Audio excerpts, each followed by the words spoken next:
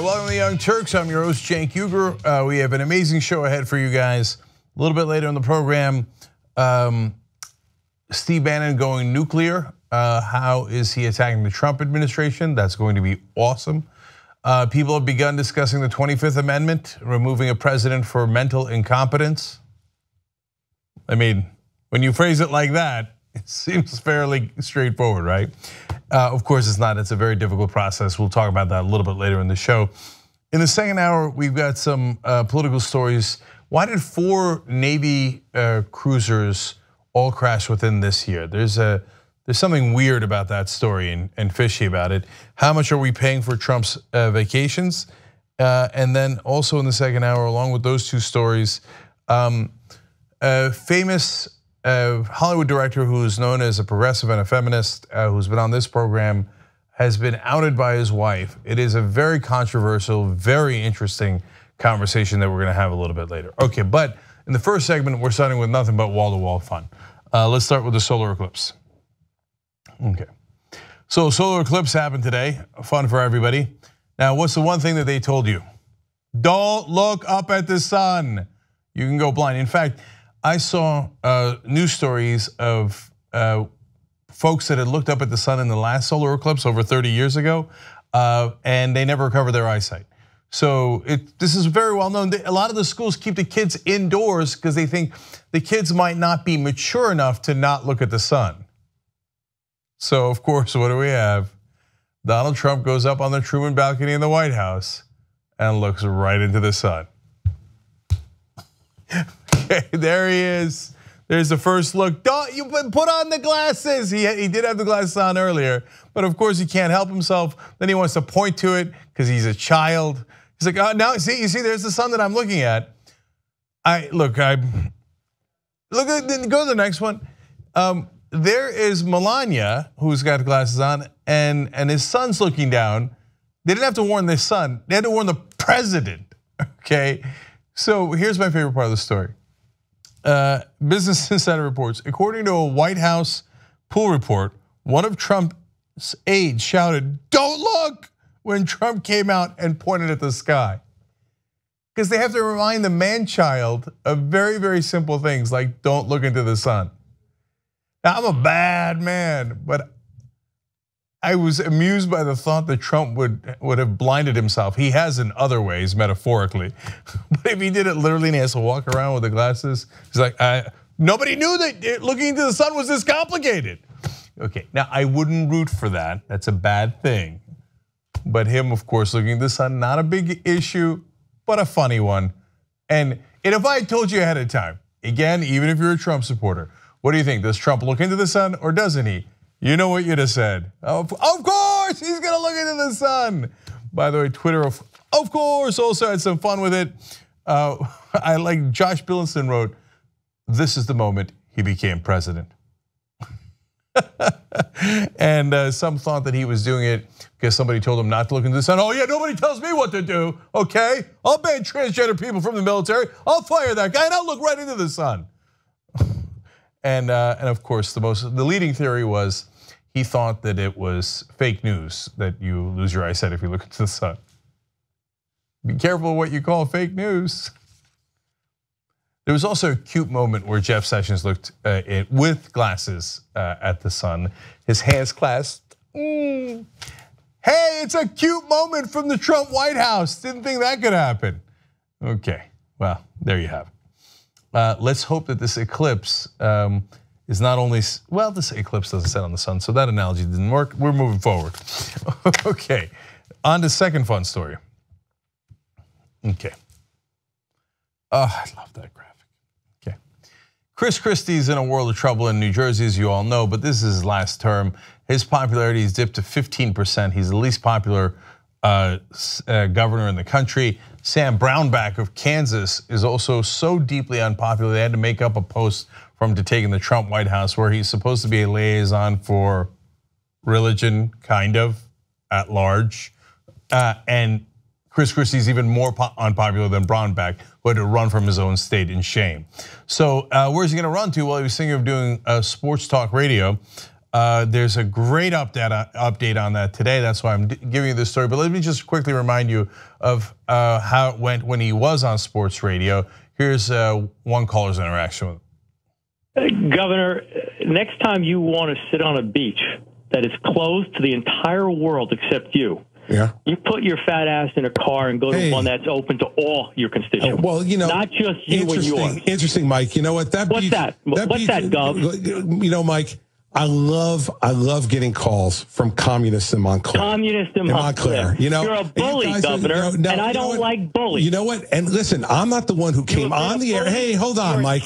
Mike, I'm not the guy who came on the air, swore on the air. Who swore? And so you did. Get the heck out of here. You know, you're swearing on the air, Mike. You're a bum. You know, so let's just go. Bad optics, okay? Mike, I'd love to come look at your optics every day, buddy. So look, I've listened to sports talk, especially when I was younger. It seems kind of mild. Oh, you cursed on the air. He called you a fat ass. I mean, if we can't call people fat asses on sports talk radio, let's just not have sports talk radio. So now he was trying out for Mike Francesca's role at WFAN because Francesca's stepping down at year's end. News has come out. On Saturday, the New York Daily News reported that New Jersey Governor Chris Christie was no longer being considered by WFAN to replace departing sports radio icon Mike Francesca at year's end. Oops, couldn't even get that job. Well, Chris Christie then had to put out a statement saying, after considering the other options that I have been presented with for post-gubernatorial employment, I declined their request to do additional shows. They didn't turn me down. I turned them down. I mean, I didn't say that earlier, and I never mentioned it publicly or otherwise. But trust me, it wasn't me. It was that I turned them down. I got you. Oh, that's so embarrassing. That's so wonderfully embarrassing. By the way, you know, if you want to be successful in media, you also have to be popular. And Chris Christie has burned or closed down every bridge there is, and has lost all of his popularity, whatever he had in the beginning, and is now jobless. Soon will be out of the governor's mansion and homeless. Not in the streets, I suspect, because he did do right by his donors. But the fact that he can't find a job anywhere is wonderful. Okay, now we move forward.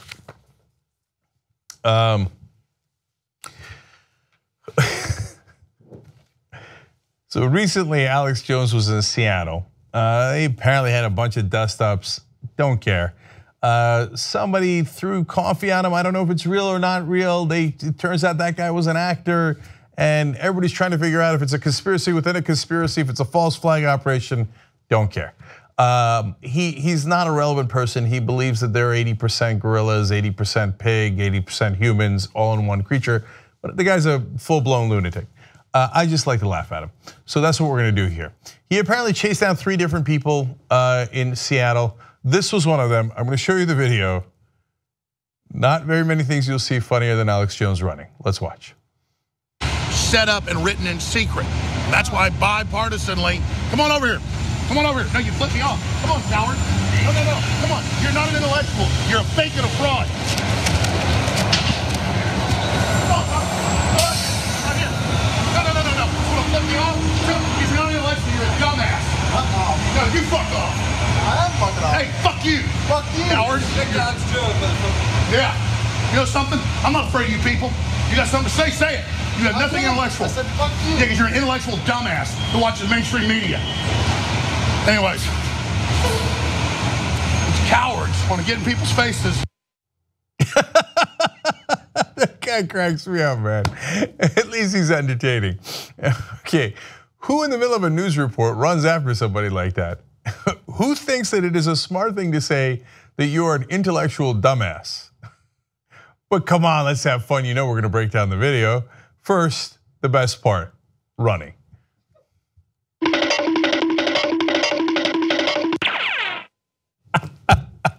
And I like he gets discombobulated at the end. He's like, anyway, what was I in the middle of doing? Look, I don't know if he's mentally unstable, very, very likely. He's acting, also likely, or a combination thereof. But this guy had a couple of good comebacks, man. Let's watch one of them right now. No, you fuck off. I am fucking off. Hey, fuck you. That's one of my favorites. I am fucking off. Hard to argue with that. One more. You know something? I'm not afraid of you people. You got something to say? Say it. You have nothing intellectual. I said fuck you. Yeah, because you're an intellectual dumbass. You got something to say? Say it. Yeah, I just said it. Fuck you. Dude, when you get outwitted by a guy who's just crossing the street giving you the middle finger, it's not a pretty day for Alex Jones. I'm gonna give you Seattle PD's reaction here in a second. And afterwards, we're gonna watch that run one last time. So Jesus, cue it up again. So in this case, somebody reached out and asked the Seattle Police Department, are you guys gonna do anything? Because they think that Alex Jones is a fraud and instigating, or they think the guy who threw the coffees, I don't know, it doesn't matter. I like the snark that the Seattle Police Department had. They said, we haven't received any official reports. As far as we know, that could be an actor playing Alex Jones.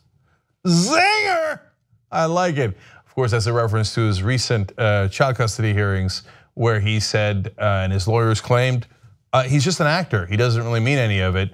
He's just acting a role, and in his private life, he's not like that at all. For the sake of anyone who knows him in his private life, I hope not, because if you say anything slightly wrong, you might get this reaction.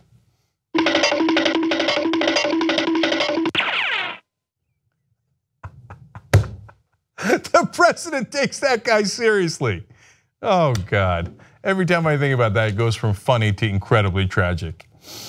All right, we're gonna take a short break here. When we come back, Steve Bannon going to war. Oh, these guys are gonna totally F each other up. It is going to be great. I'll tell you all about it when we return.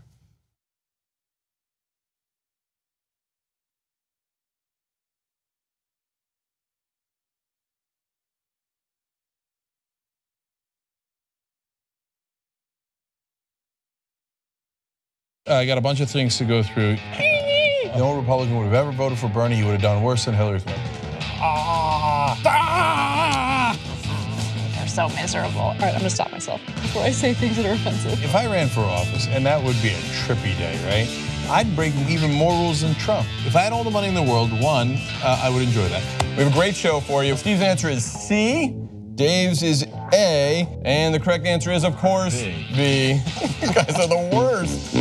Here's the story, and it's not funny. Steve is over too. It seems just comically unfair and ridiculous. The Democratic Party just sucks right now. It just sucks because it doesn't know what it stands for.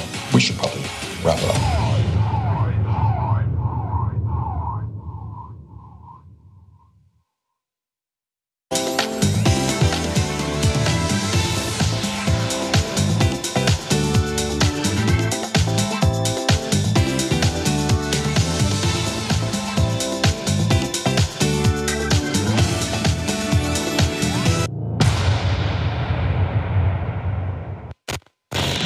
The Gaslamp Killer, Piece to Absent presents 2016 shit.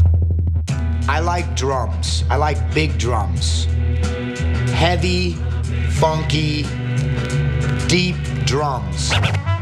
I'm not classically trained. I just started out as a record collector. I have synthesizers. I have all these modular synths and fun DJ tools that I use to make psychedelic sounds. It's not just the music. People want to leave their bodies in order to connect with the spirit world.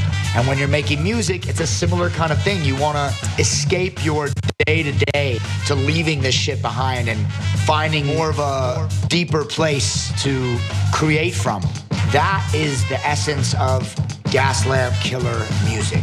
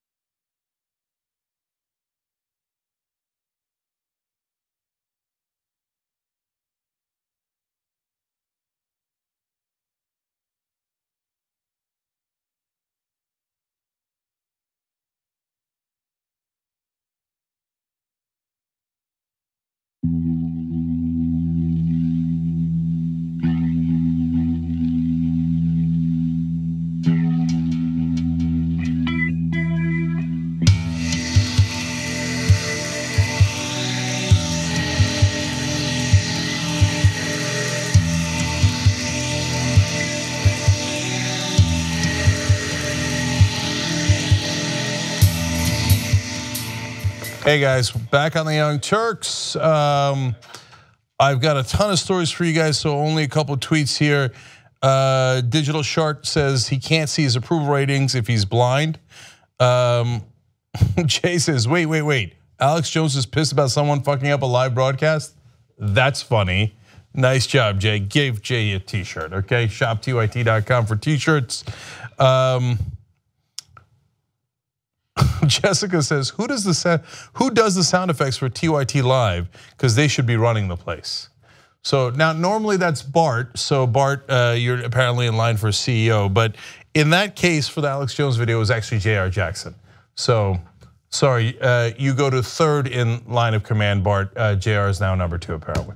Okay, so let's go to turmoil in the White House, which is a segment we could do every day.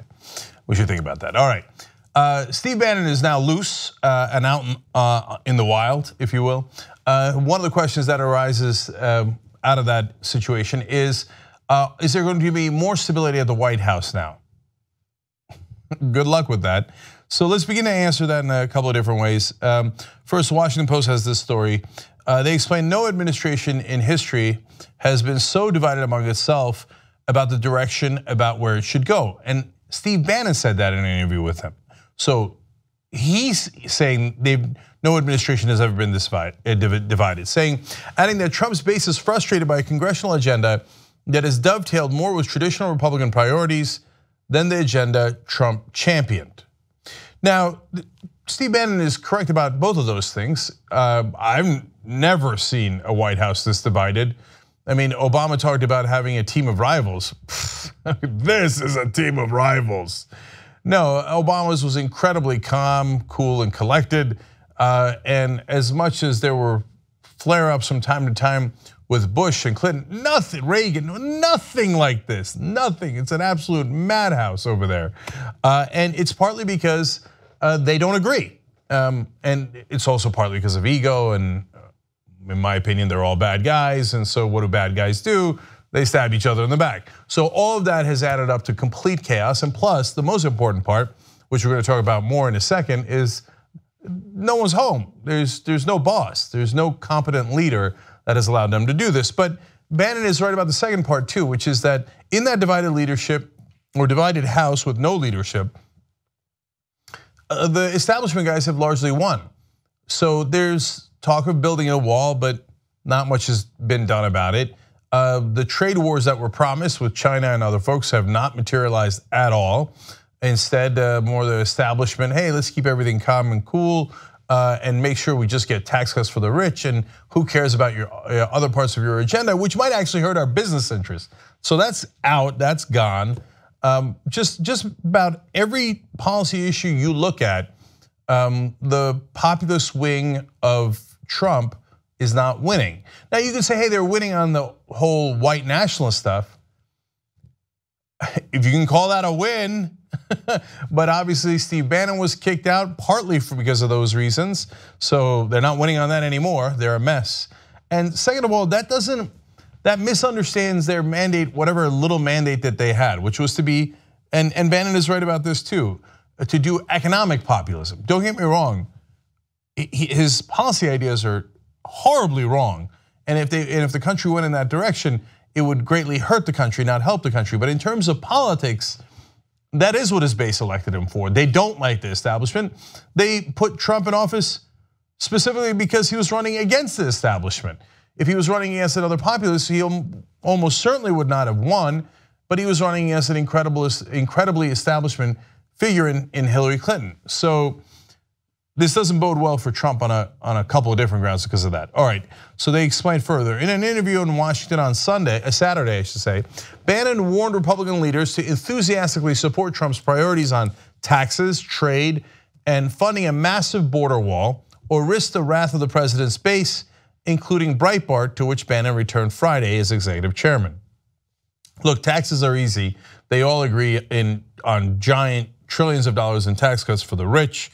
They will do that whether it's with Trump or not. That is Republican 101. So that's the one area they're all aligned on, and that's why I've said from day one, if there's one thing you could bank on, and it's giant tax cuts for the rich and for multinational corporations.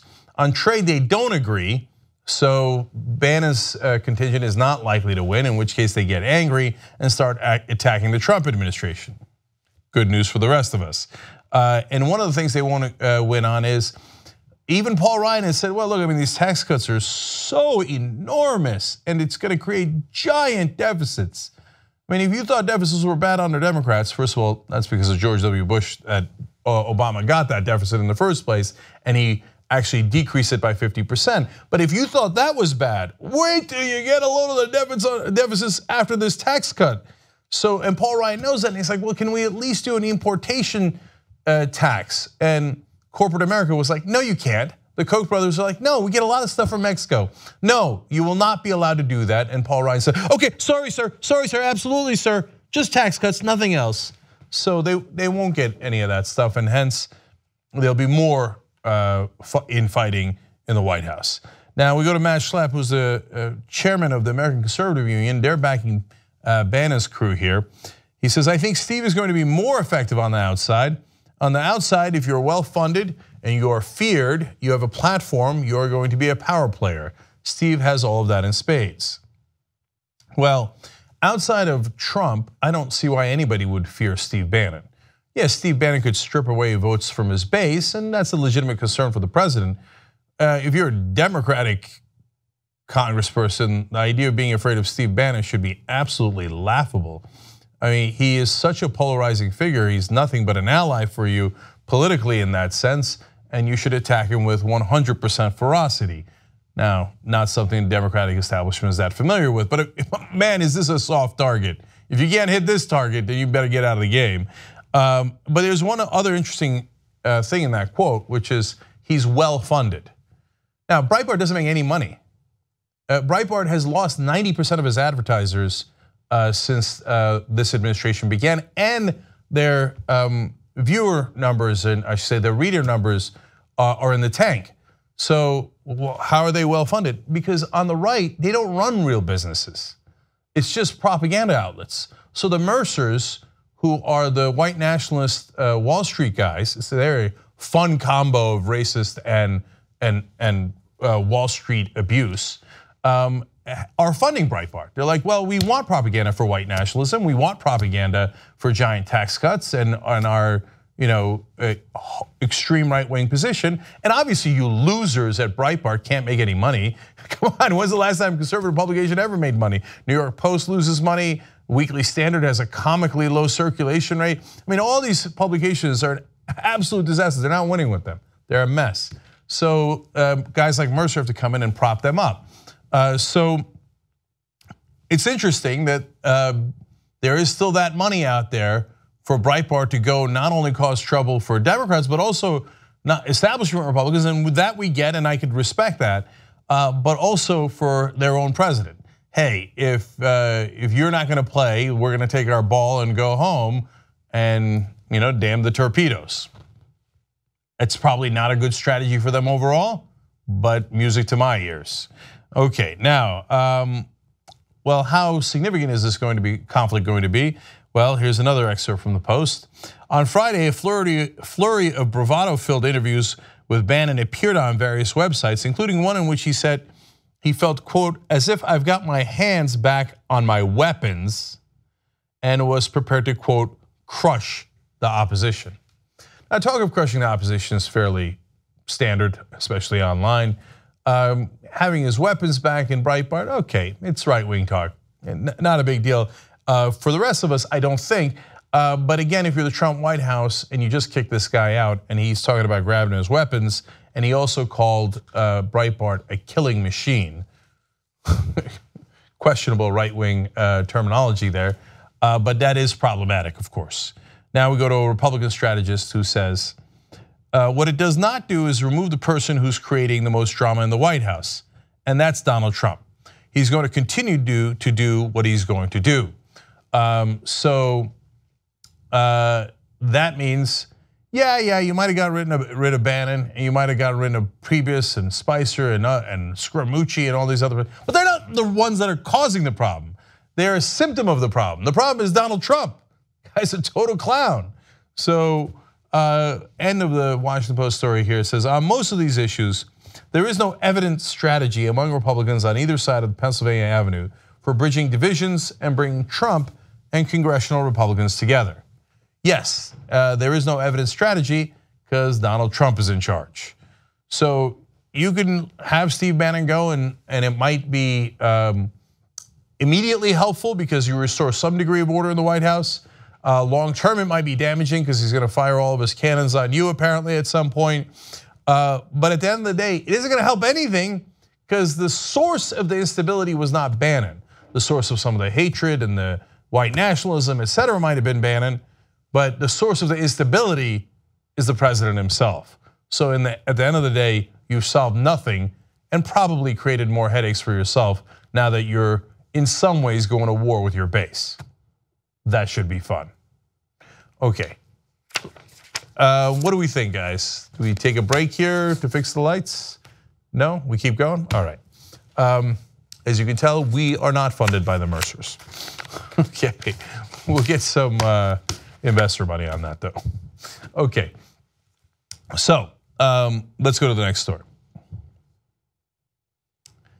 Now, to give you a sense of how much Steve Bannon might be going to war with the Trump administration now that he's been relieved of command, now that he's no longer chief strategist for Donald Trump, we're going to give you a bunch of quotes about how his publication Breitbart, and he is now back to being in charge of Breitbart, is, well, in their words, let me quote Steve Bannon here, quote, we're going to war. They're going to war with the White House. Going to do a little bit of this.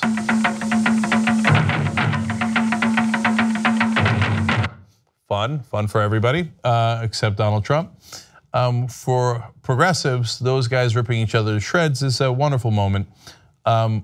Because remember, taking down the establishment is a worthy goal if you win and you have a good strategy that's going to deliver for the American people. In their case, they won and then started punching each other in the face. And so now Steve Bannon and his ilk are out of power. This is them trying to get back into power. So what are you going to do? You're going to defeat Trump and put someone even more right-wing in his place? Good luck with that strategy. Someone even more in a populist rage, someone who's a bigger white nationalist. It reminds me of the crying Nazi, the guy who was featured in the Vice documentary about Charlottesville, who said that the problem with Trump was that he wasn't racist enough. He let his daughter marry a Jew. Okay, good luck trying to find someone more racist, more bigoted, et cetera, to execute your strategy. It ain't gonna happen. All they're gonna do is rip each other up now. So, and by the way, you have to understand something. I'm not a guy who's been on that side. I know that the MSNBCs of the world just love it when Republicans fight, but that's in reality, 90% of the time, that's the right wing of the Republican Party pulling the rest of the Republicans further right. It's not really a problem for them. For them, that's the solution. In this case, they pulled him right, it wasn't right enough, and now they're going to war. And here, it's not going to be effective. They can't make Trump any more right-wing than he already is. They're not going to change the minds of establishment players like Gary Cohn and H.R. McMaster. This is a war that the Breitbart guys will lose, but they will do a lot of damage to Trump and the Republican Party losing it, which for the rest of us is great news. So let me tell you more about it. Bannon also says we have a duty to the country to be the vanguard of the movement. Well, again, fair enough if you were going to seize power, but you already did seize power and it didn't work. So now this is the movement turning on their leader and turning on the rest of the party. Have at it, Hoss. So Alex Marlow is a Breitbart news editor-in-chief, and he says about Bannon, quote, he wants to beat their ideas into submission. Well, right now, that's certainly not the direction that it's going, because it appears Steve Bannon has been beaten into submission, and hence he's now running a failing media outlet online again. And they make almost no money, almost all their revenue is gone, 90% of advertisers have pulled out, and their numbers are not doing well at all. Their readership has gone down. So that's him leading a movement, that's him beating ideas into submission. So far, it certainly doesn't look like it. Okay, now they explain here in Vanity Fair, Bannon's main targets are the West Wing's group of New York Democrat, quote unquote globalists, Ivanka Trump, Jared Kushner, and former Goldman Sachs president Gary Cohn, as well as the hawks comprised of National Security Advisor H.R. McMaster and his deputy Dina Powell. So if they were talking about how they were against interventionism, which was one of their claims during the campaign, and Trump has said over and over again that he wants to get out of Afghanistan and there's no winning there, except tonight he's set to announce further troop escalation in Afghanistan. Well, they didn't win that war, and by the way, they don't actually mean de-escalate. Bannon's bright idea was to hand over Afghanistan to a bunch of privately funded mercenaries who would then get to do whatever they want to maximize profit with guns in a different country under the auspices of the federal government when they are not the federal government. That's the only thing that's a worse idea than further escalation in Afghanistan. So they don't really mean that they are against the hawks. They just want to make more money off of wars, and you should know their real agenda. In terms of fighting against Ivanka Trump and Jared Kushner, well, good luck. That's the president's daughter and son-in-law, and so, but they're going to fight dirty anyway. We'll tell you about that in a second. Now, Vanity Fair further explains that on Sunday, Breitbart took renewed aim at McMaster, who's of course the national security advisor, with a headline claiming he advocated Quran kissing. Okay, so that's insane. So I looked further into that. Pretty sure General McMaster is not all about making out with the Quran. So let's go to graph 46 first. The title of this insane piece on Breitbart was H.R. McMaster endorsed book that advocates Quran kissing apology ceremonies. Did a US general really advocate that our troops going around apologizing to Muslims and kissing the Quran over and over? Of course not. You want to talk about fake news? Breitbart is the king of fake news. That's a grossly misleading title in a preposterous article. So what's the reality? The Hill reports the book that McMaster in his tenure as general did promote was a guide, and it's a military manual by the way, to how, quote, not to inflame religious tensions with Muslim populations in the countries where American troops are deployed. Now, if you're a general, that seems pretty sensible. We're going into Iraq. Our claim is that we're going to liberate Iraq. So if you go in there saying you're against Muslims, Iraq is almost all Muslim. That's a really bad idea and will get more troops killed. Remember, at a minimum, pretend that you're there to liberate them. It's not a matter of apologizing, it's a matter of not getting our troops killed. Nobody's telling them to go kiss Qurans. What they're telling them to do is don't antagonize the local population we are pretending to help. Otherwise, you'll be in a bigger civil war and a bigger mess than we were already in. Seems pretty sensible, and as usual, Breitbart completely misleading you. Gee, I wonder why they don't have very many readers. Okay, now, who else is Bannon going to go after? Bannon ally said, oh yeah, Jared Kushner, quote, he said Jared is a dope. Wow. Apparently he calls Jared and Ivanka Javanka. Whatever. Now, there's another piece of the profit motive here that might not make Bannon's motivations purely beneficial to just the movement, but perhaps also beneficial to his bottom line. The Bannon camp believes that Rupert Murdoch, was especially receptive to Kushner's lobbying because Murdoch is worried about the rise of Sinclair Broadcasting as a competitor of Fox, and blames Bannon for Trump's decision so far not to block Sinclair's $3.9 billion takeover of Tribune Media in May. So Murdoch owns Fox News. He doesn't want competition to it. He wanted to block the Sinclair merger because Sinclair is also insanely right-wing and might be a competitor to Fox News for that extreme right-wing part of the population. So Murdoch's mad that that merger doesn't get blocked, although he loves it when his mergers are approved. Gee, it's almost as if they care about their bottom line and not real ideology. All these guys. So Murdoch uses Kushner, and now Bannon doesn't like that because he might want to do a deal with Sinclair that involves a new organization and more money for Steve Bannon. So they say Breitbart staffer says all the Sinclair guys are super tight with Breitbart. Imagine if we got together Hannity and O'Reilly and started something. Okay, so they are in fact thinking about starting a new venture, and hence they were pissed because their own financial motivations were touched. Now, what's he gonna do with his feud with Kushner and the rest? Ooh, this is where it gets really good. In his feud with Kushner, Bannon may have a powerful ally. Reince Priebus also recently departed from the White House with a quiver of grudges. Recently, according to several sources, Bannon has told friends he wants Priebus to give his account of the James Comey firing to Special Prosecutor Robert Mueller. Wow, you get that? That is Bannon telling Priebus, who's also pissed, hey, why don't you tell him that Kushner helped fire James Comey? Why? Because that means that Kushner could be investigated by Mueller, a criminal investigation. And does that investigation lead up to the president? Very, very likely so. And here's Steve Bannon and the extreme right wing going, don't care.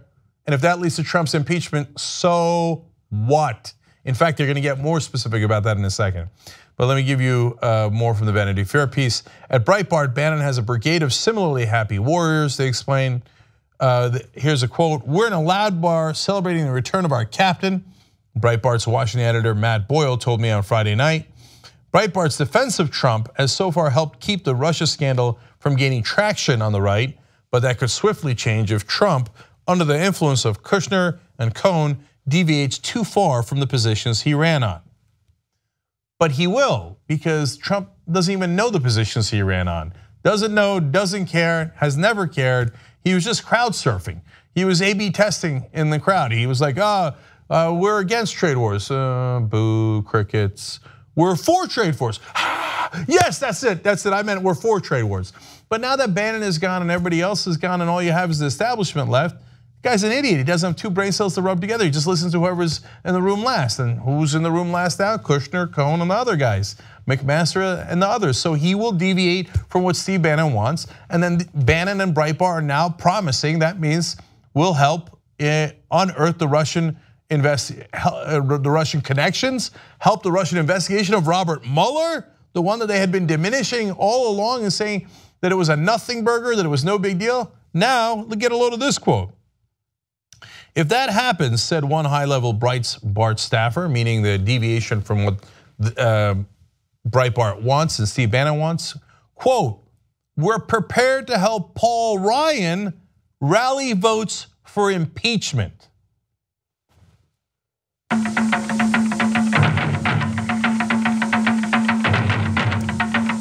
We've got Bright Club and we've got war. That's what this is. So his own base already, a couple of days after Steve Bannon's let go, is not only talking about war, which they did on day one, now they're talking about impeachment. Now remember, if Democrats ever brought up impeachment, the right wing would go, oh my God, how dare you? How dare you? But the minute they're touched even slightly, they're like, well, I mean, we could help Paul Ryan, their mortal enemy. They hate Paul Ryan. We could help Paul Ryan get votes for impeachment. Make our day. Have at it, Hoss. Everybody take out your political shivs and go to work on one another. Now, this is a right-wing fight that actually doesn't pull the Republican Party and Washington and the country to the further right wing. This actually does a lot of damage. It'll do more damage to Trump, the Republican Party, and everything else by the time this war is done. So it's a rare war I support. Go forward, fire away. Now, let's go to the next story, which is about why people aren't leaving, okay?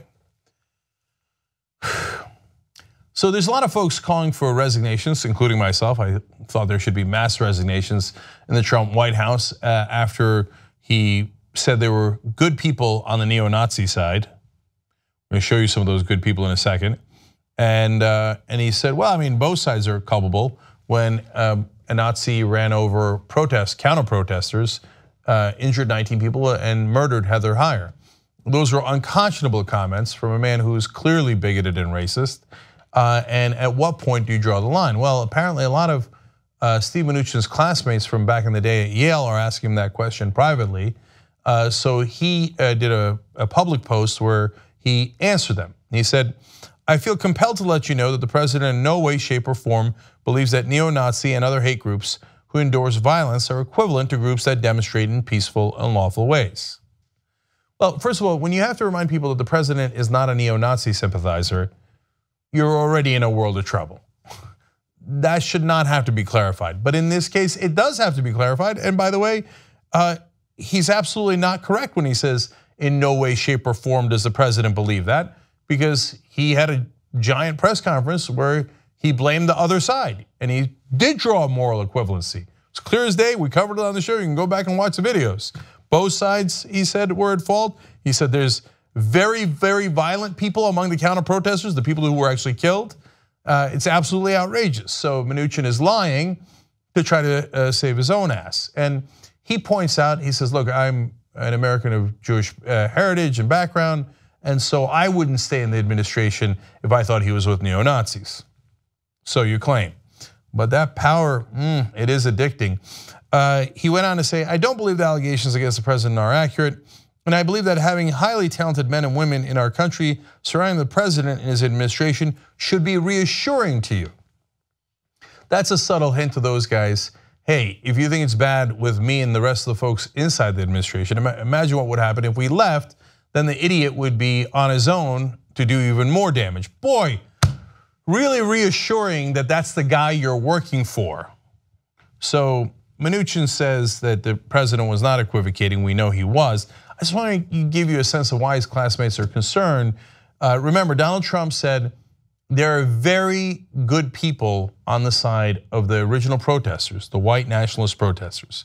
So I want to show you a piece from the Vice documentary. We'll have the link to the full documentary below, and it is great, where they were chanting on Friday night. Yes, they've got the torches at a white nationalist get together. That already should have been a giant clue. If it wasn't, they did this.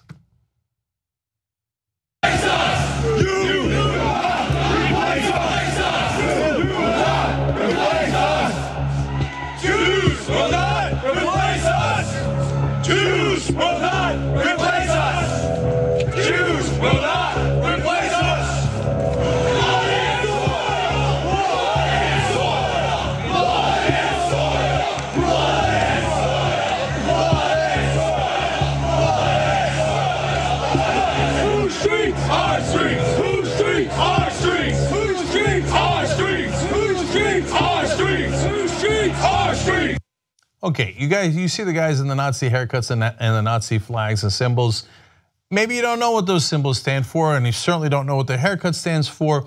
Then they hand you a torch at a white nationalist parade. If you're anywhere near a decent person, you've already exited the building. But maybe you're the dumbest person alive and you don't know what those torches represent when in the context of white nationalism. Then they start chanting, "You will not replace us." You're confused by that chant. What do you mean, who's you and who's us? And then they start chanting blood and soil. Well, that's an old Nazi chant, but maybe you're ignorant of that as well. Well, when they get to Jews will not replace us, and you're still in the march, then I think it becomes a little harder to make the case, even if you're the dumbest person alive, that you were a very fine person. And you happen to go there and now look, hey man, we were just having fun chanting Jews will not replace us. No, we know exactly who was on that side, and Trump is still defending those guys to this day. So Mnuchin not leaving will be a great stain on his record, which already has plenty of stains, let alone everyone involved. Now, Axios broke down after talking to a lot of Trump staffers, including senior staffers, why they're staying. So here's one excuse they were using. General Mattis needs us. So that's not an actual quote by somebody, but it's the idea that they're trying to convey. Many talk about their reluctance to bolt on their friends and colleagues who are fighting the good fight to force better Trump behavior decisions. They rightly point out that together they have learned how to ignore Trump's rhetoric and at times collectively steer him to more conventional policy responses. In other words, same thing as Steve Mnuchin intimating, if you think he's bad with us, you should get a load of him without us. The guy's a total idiot, and without Jim Mattis, the Secretary of Defense, and all of us to contain him, he'll even be more childlike, more of a tyrant, and more of a danger to the Republic. Wow, very comforting. Okay, another excuse, now this is a full-blown excuse, is Trump's not as evil as portrayed. All of them talk up the president as more reasonable off Twitter and TV than on it. This gives them hope, though almost all increasingly say it's a fleeting hope. He will listen to his better angels, or at least the pleas of Ivanka. Hope against hope. Now that is the audacity of hope. No, Trump is not going to listen to his better angels. He doesn't have any better angels. He is a white nationalist at heart himself. He's always been racist. What he did to the Central Park Five and what he continues to them is an outrage, let alone Obama, let alone all the racist things that he has backed, let alone Charlottesville and his response to it. There are no better angels. He's not a better person off of TV or Twitter. He's the same kind of madman. In fact, there's 1,000 reports about how he's even worse to his staff behind the scenes and yells at him nonstop for problems that he created. So that's nothing but nonsense. All right, excuse number 3. You have no idea how much crazy stuff we kill. The most common response centers on the urgent importance of having smart, sane people around Trump to fight his worst impulses. If they weren't there, they say, we would have a trade war with China, massive deportations, and a government shutdown to force construction of a southern wall. If you have to explain to a reporter that if we leave, our president will destroy the country, there's a good chance you're working for the wrong guy. That you have a much better chance of serving the country not by helping that guy, but coming out and declaring openly what you know about the president, what you've been hiding about the president the whole time, and telling people this guy's a danger to the republic. So don't give me any BS about, oh no, I'm just trying to help the country by working for this madman. There's a much better way of helping the country. It's by getting rid of that madman, of course, in legal and political ways. And finally, there is a little bit of honesty. Some of them said, in essence, we like the power. It's not a direct quote, but listen to what they had to say, summarized by Mike Allen at Axios. Well, no one comes out and says this blatantly, but working in the White House, even this one, is intoxicating and ego stroking. They have enormous say over regulations and rules, invites and implementation, government jobs and access to the Oval. They also know they are one step away from an even bigger job in government, so it's hard to just walk away. By the way, there's so much attrition and Trump fires so many people that if they stick around, they might get promoted higher and higher and higher. And then they can, when they become a lobbyist, they can say, do you know what kind of senior position I had at the White House? Now pay me. Let me just assure you that that's actually the #1 reason that they're staying at the Trump White House. Everything else is ancillary, and besides which doesn't help their cause. The rest of it is basically an admission that they work for an incompetent madman, and they still to this day have not resigned in great shame, which is exactly what they should do. Young Turks.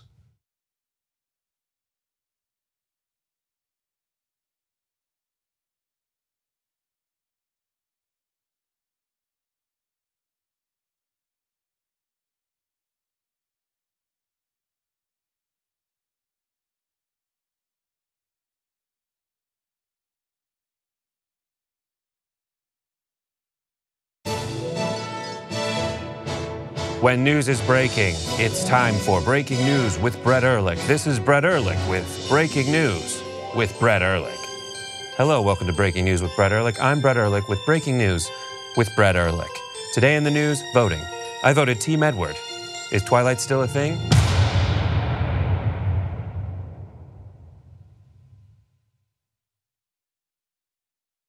I'm super excited because we have different levels of members. They pay $10 a month, but there are some members that pay a little more. Our executive producers, for instance. My favorite thing about executive producers is that we have quarterly calls with them. I love that I'm getting a little transparency and I'm knowing what you guys like and dislike. Ideas on how to improve the show, topics that maybe we haven't heard of yet and you really want us to cover. We have so much respect for you because of the fact that you keep us independent and allow us to be uncensored, unfiltered, without worrying about corporate sponsors breathing down our necks and telling us what we can and can't say.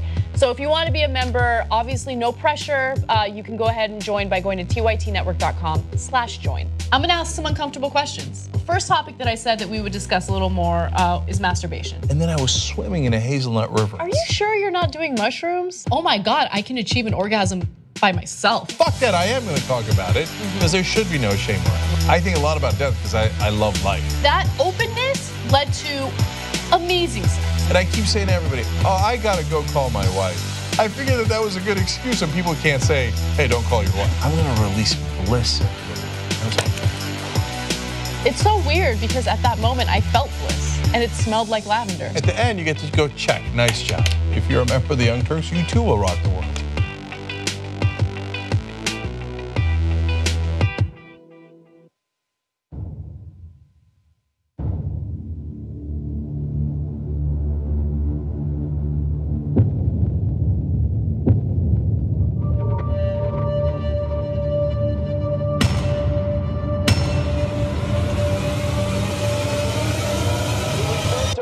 If they're small, something else must be small. I guarantee you there's no problem. I guarantee it.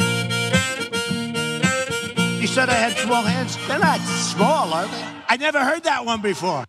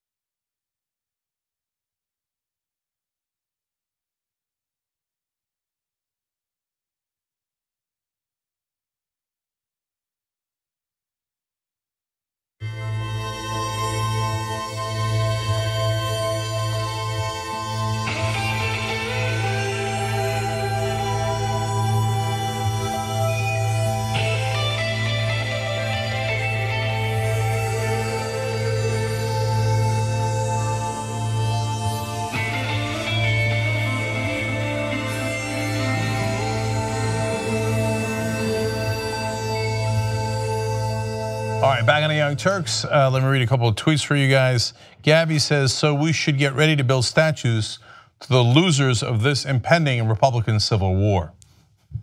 It's a good point. In fact, that leads me to YouTube Super Chat where Kyle Naylor wrote it in, participation statues, the South lost. Indeed. Back to Twitter for a second. Deborah NYC says Jared and Ivanka are dopes. I don't need Bannon to tell me that. By the way, you do hashtag TYT live on Twitter if you want us to read your comments, and on YouTube you do use Super Chat, and that also helps the show. Mark on Twitter says their movement is worse than a bowel movement. I'm amused by that. I'm also amused by Claire saying, to coin a good British phrase, the administration can't organize a piss up in a brewery.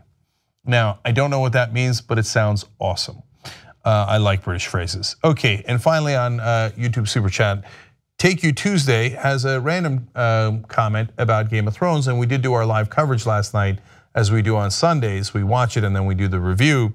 And this is not a spoiler alert because he doesn't know anything more than we do.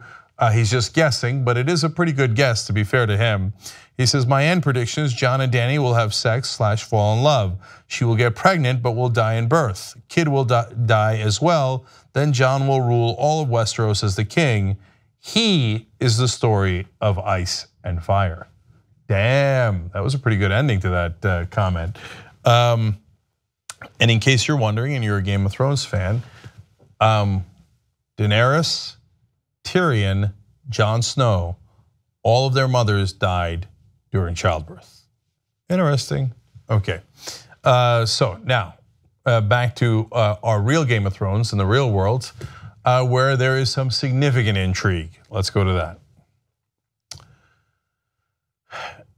Now, there's a couple of different ways that Donald Trump could end his term. One is it goes the whole 4 years, and then he loses re-election. Of course, it can go 8 years, and then he would step down.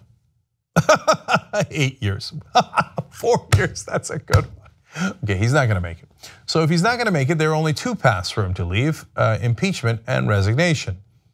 Wait, there's actually a third. So impeachment is the one that is most often talked about. Resignation could come for a number of reasons, mainly because you're worried they're going to impeach you. But the third path is the 25th Amendment. If you are mentally incompetent to carry on the duties of the office, the vice president, combined with majorities in Congress, can have you removed. Now, some scholars say that it is a very, very high standard, meaning you don't pretty much have to be in a coma. Others say, no, that's not the case at all.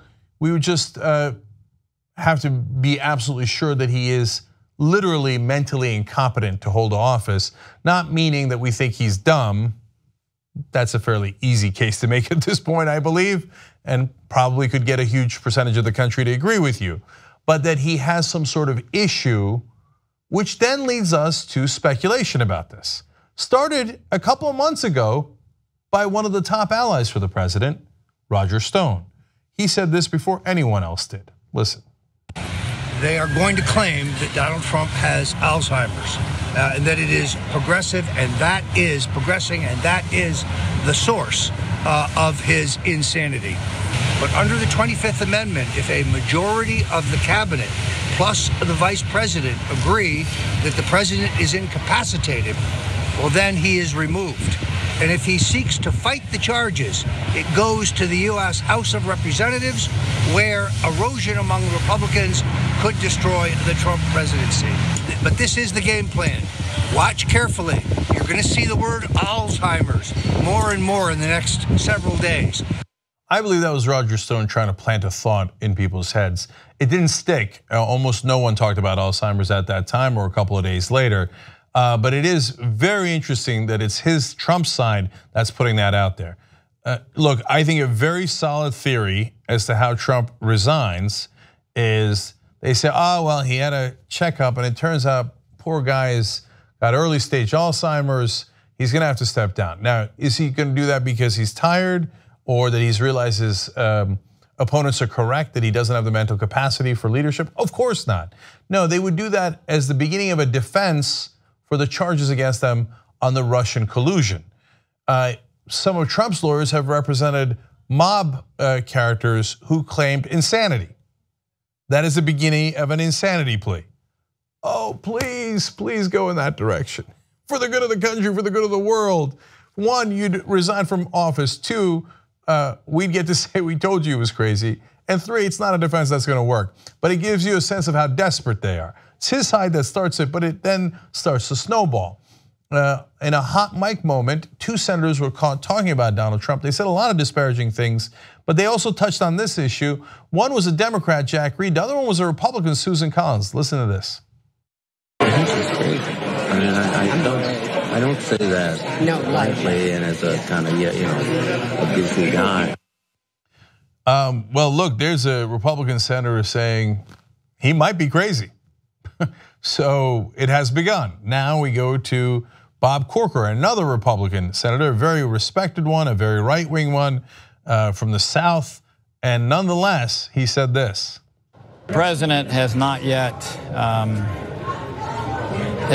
been able to demonstrate the stability nor some of the competence that he needs to demonstrate in order to be successful. Damn. That is a guy who in the past has not really criticized Trump. There's some Republicans who have. He was not in that group.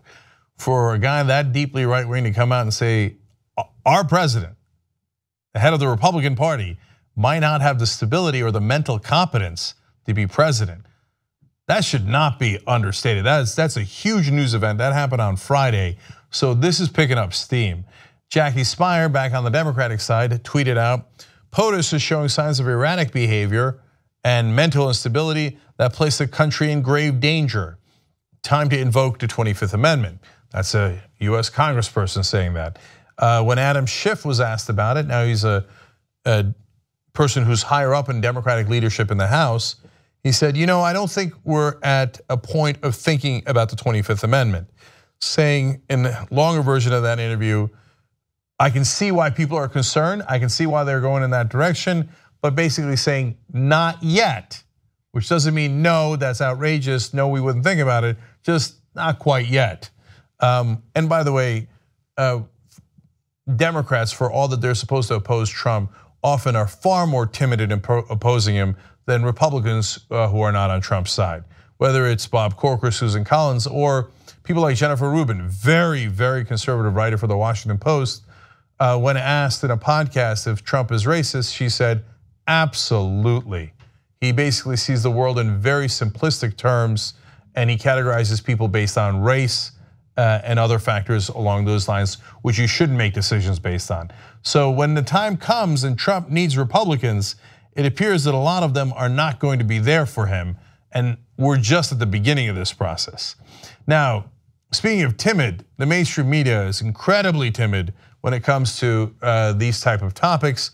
Nonetheless, Brian Stelter, in a slightly awkward way, brought up this issue over the weekend on CNN's Reliable Sources. Let's watch. Is the President of the United States a racist? Is he suffering from some kind of illness? Is he fit for office? And if he's unfit, then what? These are upsetting, polarizing questions. They're uncomfortable to ask. But we in the national news media can't pretend like our readers and viewers aren't already asking. They are asking. Is the President of the United States suffering from some sort of illness? Is he racist? Is he fit to be commander-in-chief? And one more. Is it time for objective journalists, and I don't mean opinion folks, I mean down-the-middle journalists, to address these questions head on? And if so, how in the world should they do that? That's actually super simple. I like the overly dramatic reading of that, but you just talk about them. I know why CNN is very, very reluctant to do that, because they're like, oh, we don't want to be called the liberal media. No, please, please, please, please.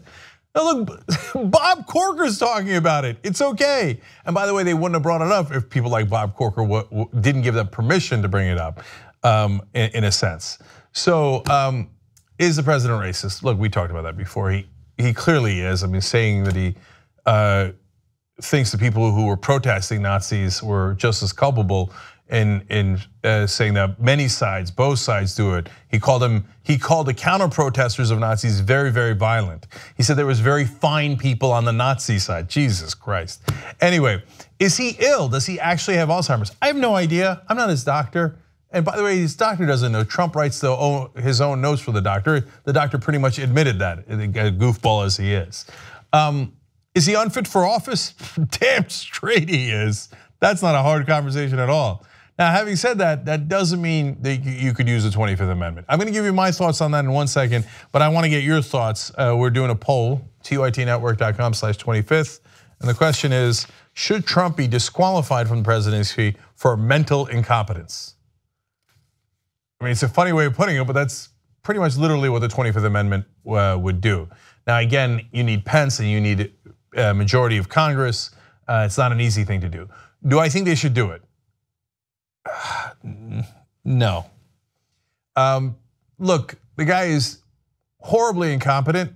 I told you from day one and earlier than day one that his #1 problem would not be the racism or his policies, it would be his grotesque incompetence. Why do you think I did a segment called Loser Donald, where I found you 100 examples of his incompetence before the election? Because I knew that that's his #1 problem. But we knew that before we voted. So I don't think you should be able to replace a president just because he's monumentally dumb or you think he's monumentally offensive.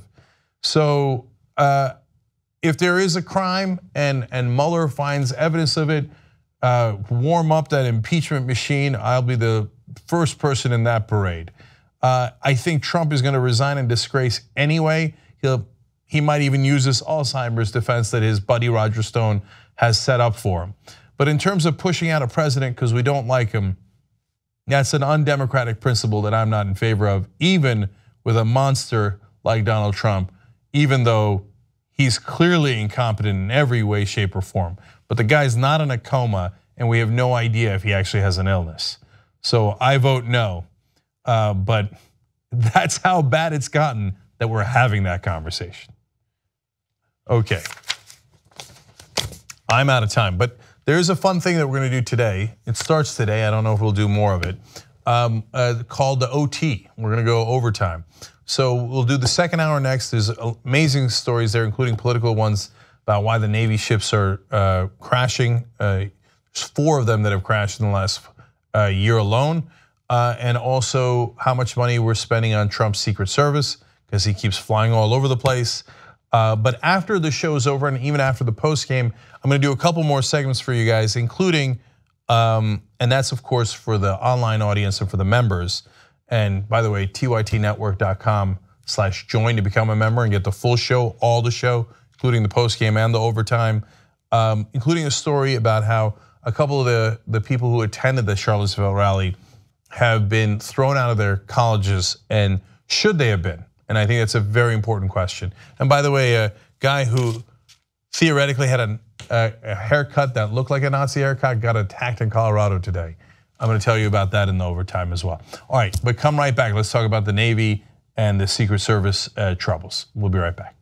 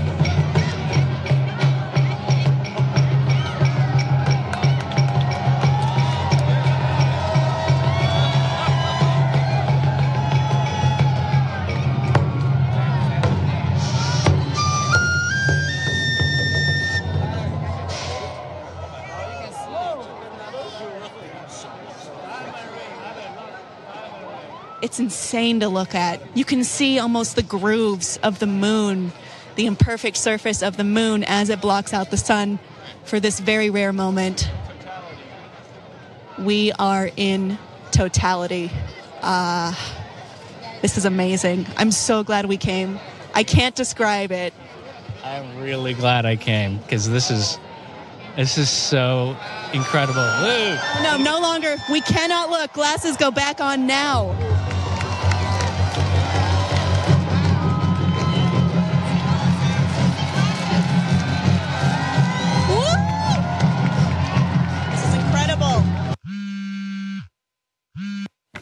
Hey Cenk, what's up?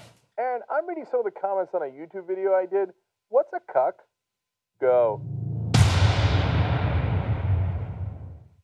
All right, post game here in Studio B. It's a green screen magic of internet television. A lot of condom breaking stories. Any conversation that starts with marriage is an interesting thing deserves a little bit of. When the kid cries, perhaps that's that is an opportunity to do some. It's an opportunity to do some parenting. Yeah, parenting is you cry, you're gone. Oh my God. I love that video. Yeah, Ben, I got a great achoo. You're like, my mouth was open, she sneezed in my eye. I used to have Donut Tower next to my desk. Yeah, I'll dress up like a girl. I sound confident now, Anna. Yeah. When we're off the air, I'm gonna be like, how is this gonna work? When you get literally asked why 21 straight times. Yeah. And like at some point, you're like, you're fucking with me now. Right? So I dumped the kids off at her mom's and I drove down to La Jolla for a day. Get out, kids. They're like, but daddy, no. Why? What do you mean why? You asked me to look at you. You did it. You brought it up. You know you're doing it. What do you mean, why? I don't know why. I was reading. She's lovely. Here's what's different. Like, it is a different feeling. Everybody says this, but it's 5:11 when we're shooting this. I can't wait to go home. Like that, I can't wait to see her. What you guys do is allow us to be open and honest, and we don't have to worry about censorship, and we don't have to worry about sponsors telling us what we can and can't say. We're accountable by our audience and our audience only, and I absolutely love that. That's the best part about being a member. We love you guys.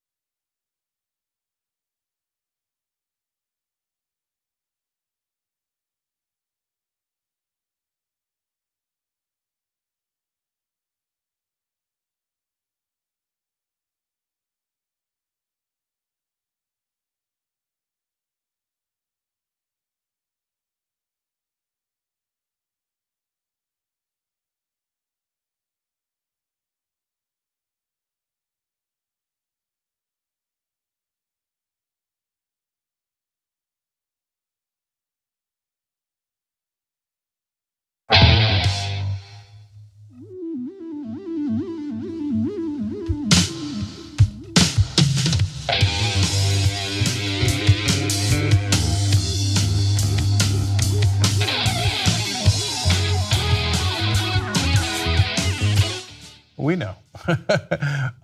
Smooth. We're Smooth super entrance. smooth. Yes, these lights are smooth. I look like I'm in the darkness, but that's okay. I was born in the darkness, so you think darkness is your ally? I was born in it. Okay. Is it dark in here? It is, right? Yes, it's a little dark. We're having issues with some of the lights. Everything's going to be okay. So let me go to some tweets. Marie Jacobson says, I've been talking Alzheimer's for over a year. The only one putting that thought in my head was the man-child himself. Fair enough. Jeff Mayer says, wouldn't comprehensive ignorance, inability to control impulses, and disdain for everyone in government make Trump unable to perform duties? Well, in a sense, and since his agenda is horrific, we're pretty happy he's unable to perform the duties, except when it comes to foreign policy, where he presents a danger to the world.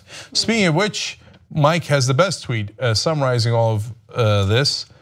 He just writes, President Aerys Targaryen II. Indeed, the Mad King. And like Aerys Targaryen, he might want to light the whole place on fire. Does he have a hot daughter though? He does. He does have a hot daughter. Oh no, the only problem is that makes Ivanka Daenerys. But I mean, she falls a little short, you know, because Daenerys believes in freeing people. Yes. Yeah. Anyway. And doesn't like her. Daenerys' main thing is not selling shoes. True. Right. All right. Anyways, all right. What do we got to start with, Anna? All right. We're starting with something a little different today. A little bit of entertainment news with a political bent. Josh Whedon and his wife are unfortunately divorcing after 16 years of marriage. Now, that's not something that we typically talk about on the show, but the issue of feminism came up because Whedon has gotten a lot of recognition for his role of being what he refers to as a male feminist, right? Now, his soon-to-be ex-wife, Kai Cole, is irritated with the fact that he continues to take on that title, considering the fact that they're divorcing because of his infidelity. So really the topic of discussion here is someone able to be a quote unquote feminist if he is mistreating the woman in his life, okay? So Kai Cole wrote this piece in The Wrap an op-ed about her experience, and I want to give you a little portion of it just so you kind of get where she's coming from, and then we can have a discussion. She writes that 15 years later, 15 years after they were married, when he was done with our marriage and finally ready to tell the truth, he wrote me, "When I was running Buffy, I was surrounded by beautiful, needy, aggressive young women. It felt like I had a disease, like something from a Greek myth. Suddenly, I'm a powerful producer and the world is laid out at my feet and I can't touch it." But he did touch it. So let me give you a little bit more. She writes, "When he walked out of our marriage and was trying to make things seem less bewildering to me to help me understand how he could have lied to me for so long, he said, 'In many ways, I was the height of normal in this culture. We're taught to be providers and companions at the same time, to conquer and acquire, specifically sexually, and I was pulling off both.'" All right. Let's open up this discussion. Okay, so this is a super uncomfortable discussion to have. Absolutely. First of all, it's about their personal lives, and in a sense, I wish we weren't discussing it at all because it's between them and her being super mad at him after 15 years of cheating on her is, completely understandable. He put out a very brief statement saying, "Look, some of the comments in her editorial were misleading." But I'm just going to leave it at that for the sake of the kids and everyone else, which is understandable. So take everything that's anyone says in a divorce with a grain of salt on both sides, because I've seen people say terrible, terrible things, and sometimes they're not exactly right when they say that. The reason to have the discussion is because it's an important and interesting issue. Can you still be a feminist if you're cheating on your wife? As an example. And I think the answer is yes. And I think that she says she's the last kind of person to have made this public, but she felt she needed to. Okay, well, I don't know. I mean, I don't know why I know why you thought you needed to. Whether you actually needed to is a different question. And I'm trying desperately not to judge them as people, as to whether she should have put this editorial in or not, he should have cheated on her or not. Yeah. My inclination is neither one of them should have done that, but that's not that important. Yeah, I don't even want to get into that, right? She made the decision to write the piece, she did it, and it is what it is. He allegedly cheated on her, and I don't even want to get into the details of that. I don't care. And I don't think it should be, something that people get involved in and start judging people for. But I do think that it is an interesting question as to whether or not someone can be considered a so-called feminist if he is cheating on his wife. And so, look, it's a tough question, right? Because she outlines some of the emotional trauma she suffered as a result of this. And so it seems like it would be impossible for someone to be a feminist if they're mistreating a woman. But at the same time, here's the thing, infidelity is one of the top reasons why people divorce. It happens all the time, and it happens among average people in average relationships. This is a celebrity, someone who's very closely connected to the entertainment world, and he's a man who has power. So of course there are gonna be people that are gonna be throwing themselves at him, and I think a lot of men in those circumstances at some point might make the mistake of cheating, right? And so I don't want to go overboard and like judge him and whatever, but the reality is, yeah, people cheat. Like the idea of monogamy is a great idea, but are we as humans built to be monogamous for the rest of our lives with the same person? So I don't think that his feminism is necessarily closely tied to his relationship. I think you can be a feminist and mess up time to time, and I think he messed up pretty royally, but I don't want to say that like anything that he's done in fighting for gender equality is now out the door because of the fact that he cheated. Yeah, I think there's two issues here. One is around monogamy and feminism. The other one's about how we judge people overall in society. So on that first issue that Anna just addressed, I'm with you, Anna. Look, monogamy is a hell of a thing, and I feel really lucky and have great peace of mind that I have not cheated on my wife. So I don't have the stress, nor have I put stress on her, of having to tell lie after lie and for 15 years figure out, wait, was I supposed to say that? Was I supposed to say this, etc. But when other people do it, I don't judge them for it. I mean, are you guys sure we're all meant to be monogamous? You're really sure of that? And so to me, that transgression is, I'm not trying to downplay it because it involves heartbreak. Oh yeah, absolutely. Right, I mean, and a ton of emotions, rightfully so, and deceit, right? But it is one of the most common human foibles there is.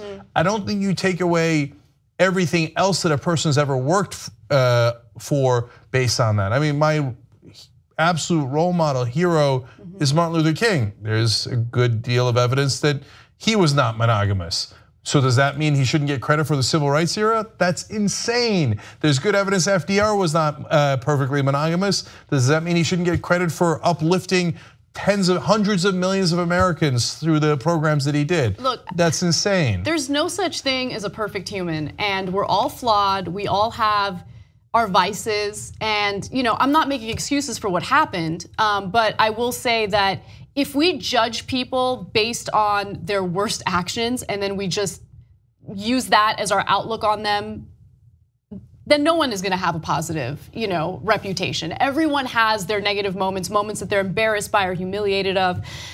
So there's that. But the one thing that I do want to call him out on, if it's true, because remember, this is her perspective and this is her side. The only thing that he said is, even though there are a few inaccuracies here, I'm not gonna respond to it because out of respect, right? But the one thing that she accuses him of is blaming his infidelity on the patriarchy. Essentially saying like, oh, but society expects all of this of men, and because of these expectations, I faltered.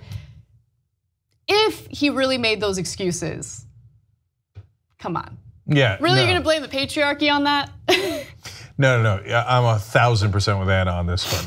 Look, dude, just leave it alone, right? So again, people say terrible things in a divorce and I don't know exactly what's true or not true. But if he said that, that's a preposterous statement.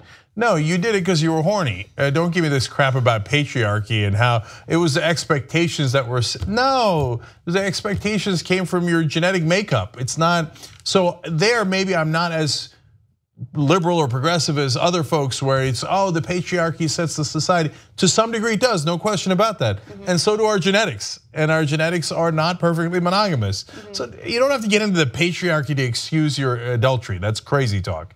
Now, finally, on the second part of the conversation, which is how much should we judge people? Because one of the requests she's making is that he shouldn't get awards anymore for feminism or anything. But he did do those things. He did do those positive things. And he did put out positive images in the media. And so, no, I mean, look, there are lines. So Roman Polanski, rape, underage girl, ran from the law, etc. You don't want to give Roman Polanski awards? I get it, right? Yeah, I want to prosecute Roman Polanski. That's right, what we mainly want to do is prosecute him, and we can figure out about his awards later once he's in prison.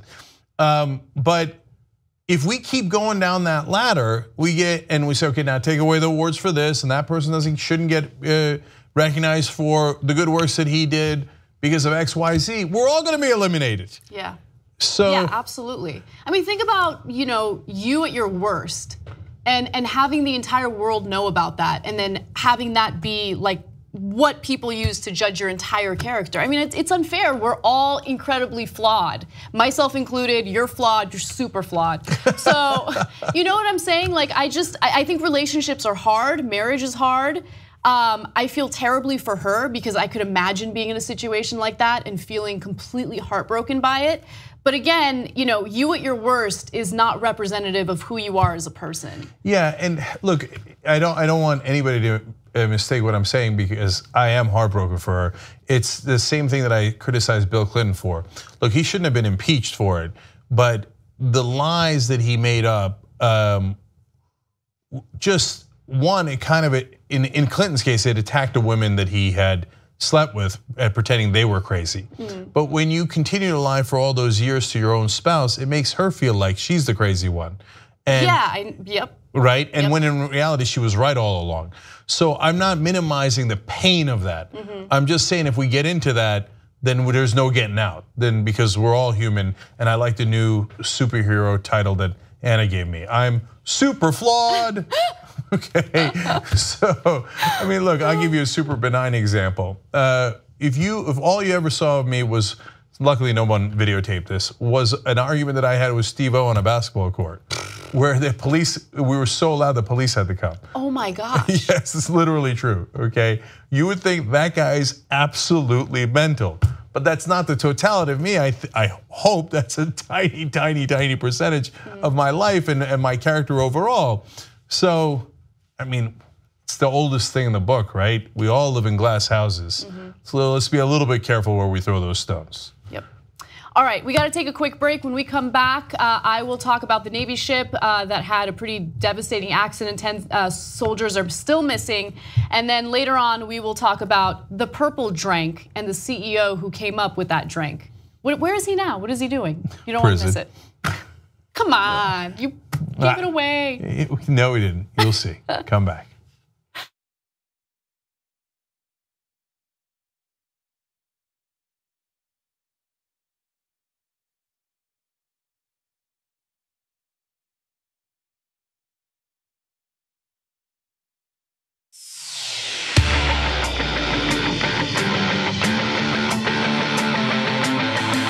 They'd rather lose to Republicans than have a progressive win with them. That's how dumb the corporate Democrats are.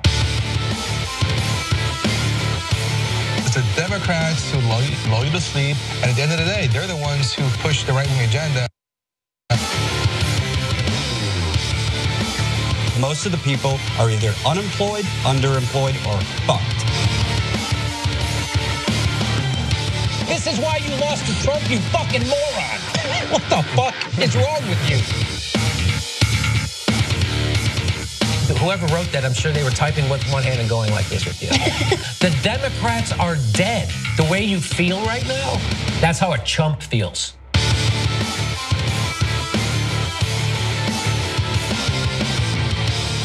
Do not freak out.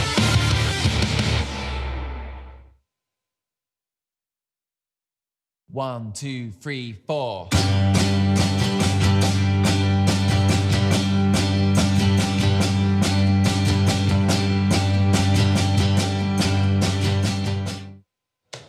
There's always these weird cream cheese options. I can never just find the plain. What about salmon? Do I look like a grizzly bear? Here, try this veggie. Where's the plain? Where is it? You're more of a grape drink kind of guy, right? Or try this mouthwash. Where's the plain? Do you like sexual healing? Where is the plane? Where's the plane? Where's the plane? Where is it? Where's the plane? Dude. Anna Rasparian. No, I want the plane. Supervisor! Aren't you the supervisor? Isn't that the whole point of being supervisor? Why do you get to decide my cream cheese options? At what point did you decide there'd be no plain cream cheese? I don't understand. Take it easy, man. No, this is true just like with politics and anything else. If we don't stand up for ourselves, they're just gonna fuck us even harder. You're not gonna believe this. They kicked me out of the kitchen.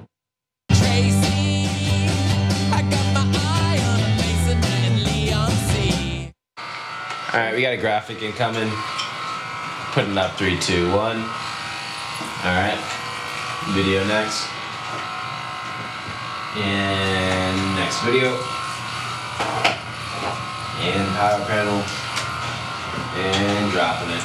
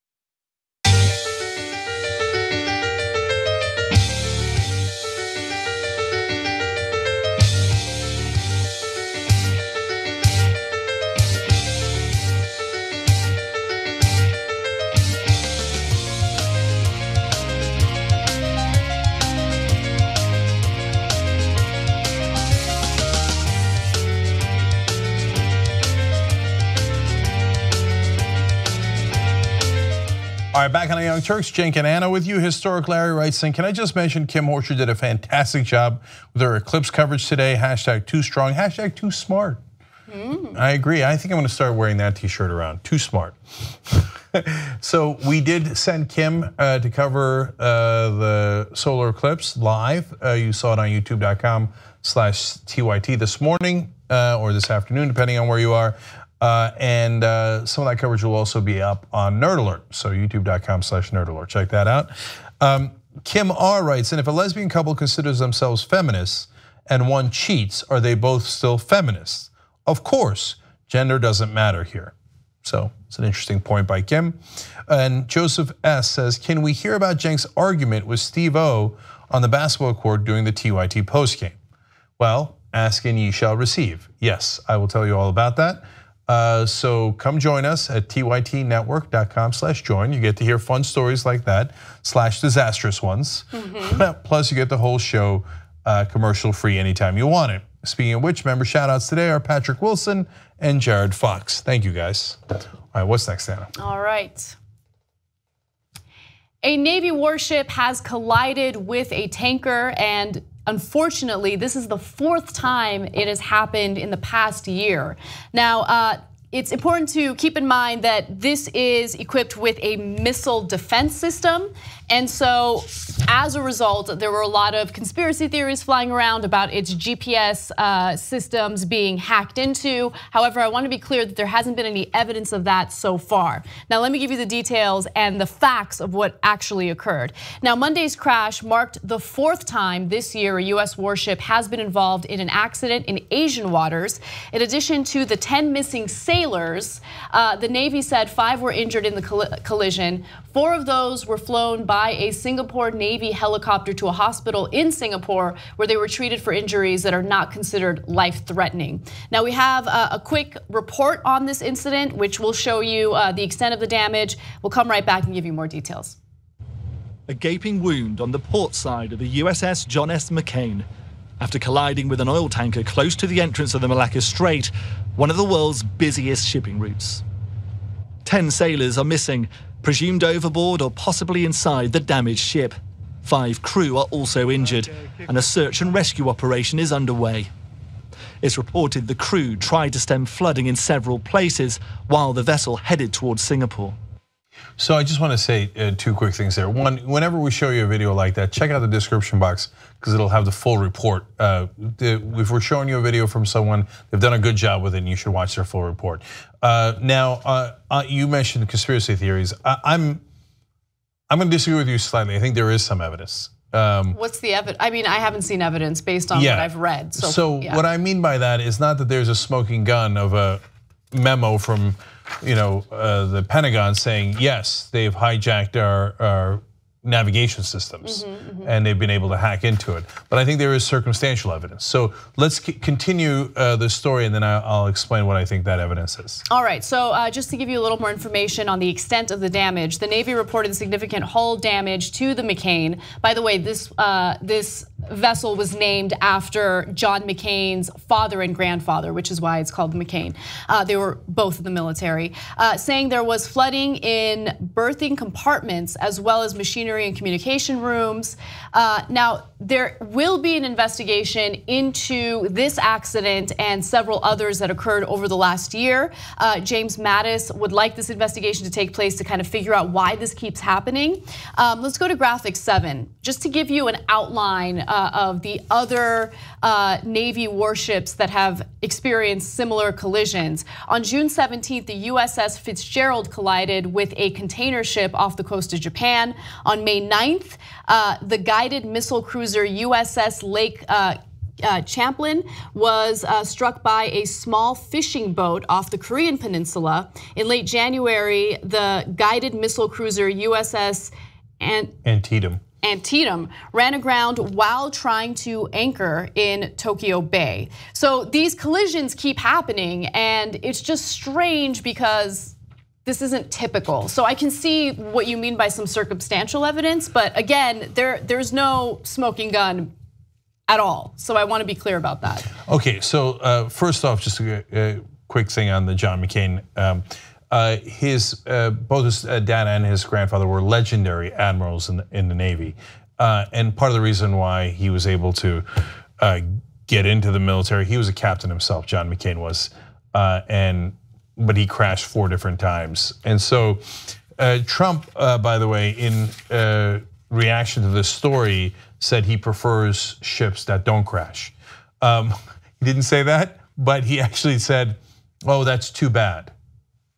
Well, he said that's too bad in regard to the 10 missing sailors. And so that appeared to be a little bit of an inadequate response to something pretty tragic. Yeah, some official used his account to tweet out, "Oh, I mean, our thoughts and prayers are with our boys and etc." Right? So, okay, now on to the main event. So first of all, if Monk has taught me anything, it is that there are no coincidences. So 4 ships in 1 year, that is way too high a number. Now, if it was just, a Korean boat fishing vessel happened to run into a giant ship, yeah, that knucklehead on the fishing boat made a mistake, that's nothing. And if there was 1 accident and that's still nothing. But 4 accidents all in 1 year, I mean, there is a second theory. The second theory is, Donald Trump's in charge and incompetence reigns supreme. And the fish stinks from the head down, and everything has become incompetent and everything's a mess and we're not winning with it anymore. But I think that's very unlikely. He doesn't get credit for the economy as soon as he walks in. He also doesn't get blamed for all the things that happen as soon as he comes in. Now, on to the theory about why I think that there are issues here. The US military in South Korea began a 10-day military exercise on Monday. The second coincidence is that this crash happens on Monday. So and all 4 of the crashes were in Asian waters. So we're about to do an exercise with South Korea. All of a sudden, one of our ships can't control itself and runs into a giant oil tanker. The oil tankers are enormous. So here's what one.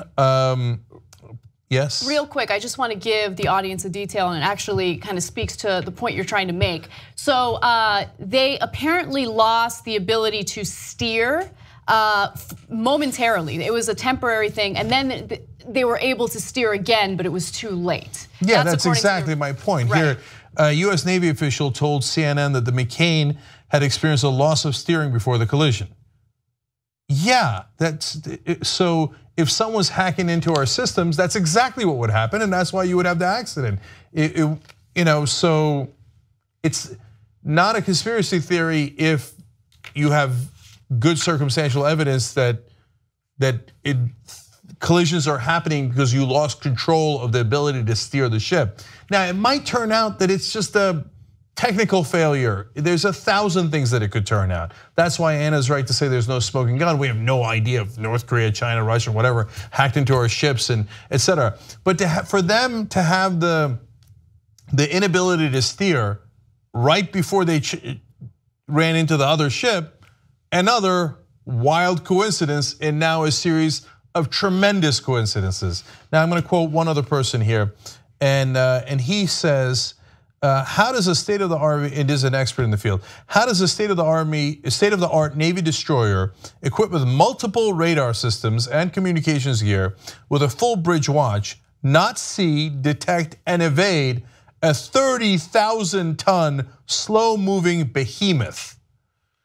So when you put all that together, something is amiss here. And I don't know what it is, I don't know who did it, I don't know if it's just a technical failure on our part or if there's an adversary here who's messing with our ability to steer the ships at important moments.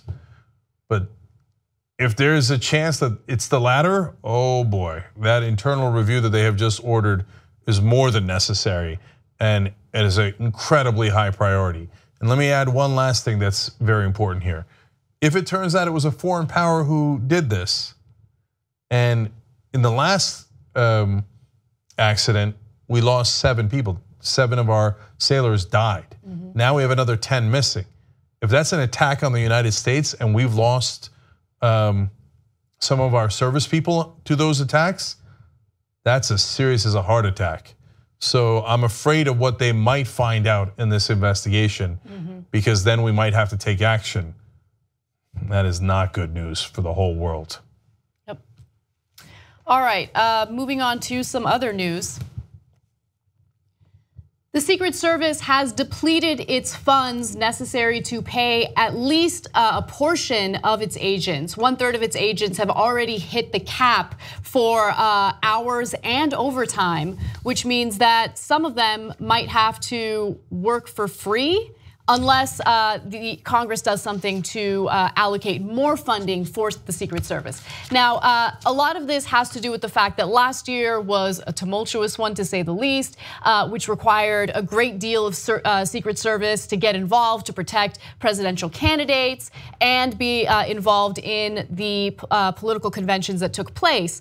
But Donald Trump's administration is also not making things easy when you consider the fact that he's constantly traveling for pleasure, and also he has a gigantic family, which also requires Secret Service. Now, agents must protect Trump, who has traveled almost every weekend to his properties in Florida, New Jersey, and Virginia, and his adult children whose business trips and vacations have taken them across the country and overseas. Now, the part of this that is frustrating, to say the least, is his sons, who are constantly traveling to other countries for Trump-related business, also get Secret Service. And so taxpayers are footing the bill for that, and that's not related to work for our country or for the government. It's solely based on work that they're doing for their own personal businesses.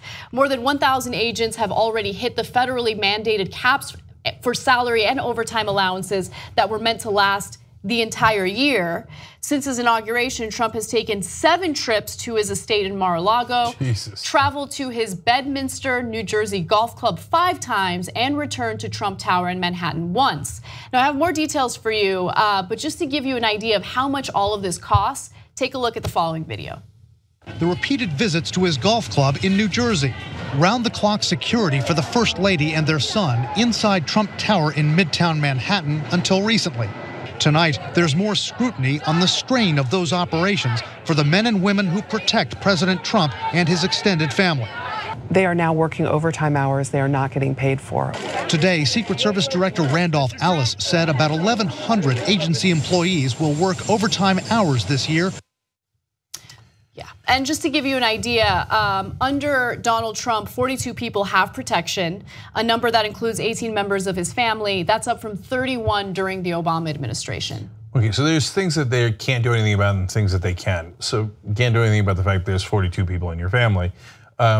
His wife and his son stayed behind in New York until June so he can finish the school year there.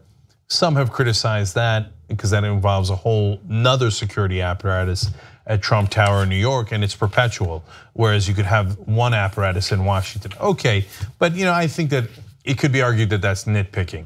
The one thing that he could definitely control is how much he goes to golfing, vacations / outings at his own places, which he's using mainly for advertising. That's right. So not only does he keep talking about his winter White House, or in a reference to Mar-a-Lago, and now he's got a summer White House. These are all giant ads, multi-million-dollar ads for his properties. And he even had the temerity after the Charlottesville press conference, which was an absolute disaster, where he blamed the counter-protesters as well, to then plug his properties in Virginia, which he also goes to. The man has no bounds of decency or morality. And here's a guy who criticized Obama's vacations, immediately taking far more vacations. He's in the middle of a giant 17-day vacation now. After taking so much heat for it, they changed it to, and now it drives me crazy when the press dutifully reports it as such. It's now a working vacation. Right. Sure it is. Okay, and so that he can help, but he's not. And so that's, if you're a conservative and you cared about our taxpayer dollars, I mean, they're throwing them away in bushels here. And by the way, can you stay at the White House one goddamn weekend and do your job? You're the president, it's not an easy job. You have to be, yes, you have to be vigilant 24/7, and he's nowhere near that vigilant. Right, I mean, it's interesting because he'll brag about donating $100,000 to the Department of Education, $100,000 from his presidential salary, while he also simultaneously cuts millions of dollars or proposes to cut millions of dollars from the department. But here's the thing, how about you keep your salary and just travel less? especially when it's travel that's completely unnecessary and you're specifically doing it to advertise your businesses. And also, I mean, think about how frustrating it is to have to pay for his sons to travel to other countries for their businesses. And I get it. Look, it's a tough situation because even though it's frustrating, they also need security. I could understand why they would need security, but there could be ways to save money here, and he seems completely unwilling to do it. Also, let me give you an idea of what's being proposed in terms of allocation of additional funding. So there is a proposal to raise the combined salary and overtime cap for agents from $160,000 per year to $187,000 for at least the duration of Trump's first term. Also, last year, Congress did have to approve a one-time fix to ensure that 1,400 agents would be compensated for thousands of hours of overtime earned above compensation limits. So this is an ongoing issue, and again, it's only made worse with all the travel involved with Trump and his family. There's also the personal enrichment angle. Now, other Republicans have spent $1.3 million on Trump properties. Sometimes just to stay in Washington or to do conferences in Washington at his hotel. But you know, part of the reason they do it is to make him happy. So, you know, he gets personally enriched and then he then has more favors for the people who stayed at his properties. And finally, to give you a sense of how much money is involved here, the Secret Service has already spent $60,000 in golf cart rentals alone this year on his properties. Now, if you really cared about the American taxpayers, you could say, hey, you know what? The golf carts you're using to protect me while I go nonstop golfing at my own property, I'm not gonna charge the American government for that. But no, he loves to charge the American government for that. Every one of his outings to Mar-a-Lago has cost at least $3 million. So to Anna's point, when he brags about, oh, I'm not even taking my salary, which is, you know, I think for the entirety of the year is about $400,000. Yeah, but you've spent almost 10 times that every single time you go to Mar-a-Lago, and you've gone there 7 times already. So please spare me the bragging about how you're not taking a salary, because you're wasting a ton of our money and running our Secret Service into the ground while you're at it. Yes. All right, moving on to some drug-related news. A Florida man has been sentenced to 30 years in prison after he was found guilty of being the quote-unquote CEO of the Purple Drank. So if you listen to rap music, you've probably heard a little bit about the Purple Drank, and apparently there is a criminal element to it, and it involves Harrison Garcia, the man who was just sentenced to 30 years in prison. Now, according to federal prosecutors, Garcia was responsible for pumping the South Florida music scene with a concoction, and it's a mix of promethazine with codeine, soda, and Jolly Ranchers. It's also known as scissorp and lean. Okay, so this is an amazing story. I don't know, I just found it super fascinating because of how incredibly dumb this criminal is, okay? So the reason why he got in trouble and the reason why he got caught was because he was bragging about it on Instagram incessantly. And so federal prosecutors were like, oh, this guy, we think he might be tied to a string of robberies, string of burglaries with these drugstores in the South Florida area. Now, the 27-year-old relentlessly boasted online, referring to himself as the CEO of Purple Drank, and even sporting a pendant featuring a diamond-encrusted styrofoam cup. Gee, I wonder if he was doing it. I can't quite tell.